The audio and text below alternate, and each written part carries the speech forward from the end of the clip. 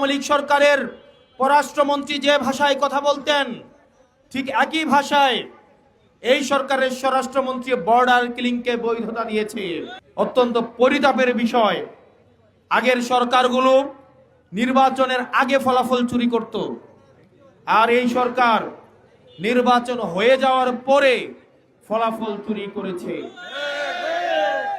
দিন দুপুরে চুরি নয়, দিন দুপুরে ডাকাতি করেছে, এবং সেই ডাকাতি সংসদে দাঁড়িয়ে দম্ভ ভরে স্বরাষ্ট্রমন্ত্রী স্বীকার করেছেন নির্বাচনের স্বার্থে তারা নাকি গণভোট মেনে নিয়েছিলেন। নির্বাচন চলে গিয়েছে, তারা এখন আর গণভোট মানবেন না। গণভোট নাকি সংবিধানে নেই। সংবিধানে যদি গণভোট না থাকে 2026 সালের কোন নির্বাচনে এই সংবিধান অনুযায়ী হওয়ার কথা ছিল না। সংবিধান অনুযায়ী নির্বাচন হওয়ার কথা ছিল 2031 সালে। সংবিধান অনুযায়ী বাংলাদেশে অনেককে থাকার কথা ছিল না, বিভিন্ন জন বিভিন্ন জায়গায় থাকার কথা ছিল। বিএনপি সরকার, আপনি পথ হারাইয়েছেন, পথিক তুমি পথ হারাইয়েছ, আর বিএনপি সরকার আপনারা পথ হারাইয়েছেন। জনগণ যে আকাঙ্ক্ষা তৈরি হয়েছিল, সেই আকাঙ্ক্ষা থেকে বিএনপি সরকার স্পষ্টতই পিছু হটা শুরু করেছে। সরকার এই জনগণকে লোডশেডিং উপহার দিয়েছে। সরকার গঠন করার পরে জনগণের হাতে হারিকেন এবং মোমবাতি ধরিয়ে দিয়েছে। মির্জা ফখরুল সাহেব উনি বলছেন উনারা নাকি কখনোই সংবিধান সংস্কার কমিশন উনারা চান নাই, সংবিধান সংস্কার নাকি উনারা কখনোই চান নাই।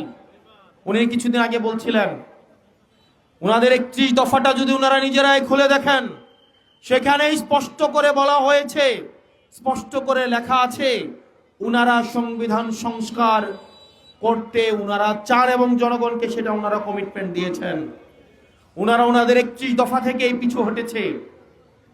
সেজন্য প্রিয় চিতলমারীবাসী এবং বাংলাদেশবাসী মনে রাখতে হবে, জুলাইয়ে আমরা ভেবেছিলাম অনেক কিছু পেয়েছি, কিন্তু জুলাইয়ে আমরা অনেক কিছু পাওয়ার সুযোগ মাত্র তৈরি হয়েছে।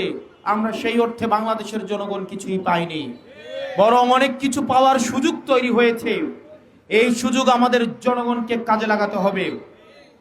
আজকে আমরা আপনাদের কাছে এসেছি আপনাদের সাহায্যের জন্য। আপনারা আমাদেরকে সাহায্য করবেন। আমরা আপনাদেরকে অনেক কিছু দিতে আসি নাই, আমরা আপনাদের কাছে সাহায্য প্রার্থনা করতে এসেছি। আমরা একটা দল গঠন করেছি, যে এই দলের এখনো 2 বছর হয় নাই। গত ফেব্রুয়ারির 28 তারিখ 1 বছর পূর্ণ হয়েছে। আজকে জুলাই মাসের 21 তারিখ চলছে। 1 বছর 4 মাসের মতো আমাদের একটা দল হয়েছে।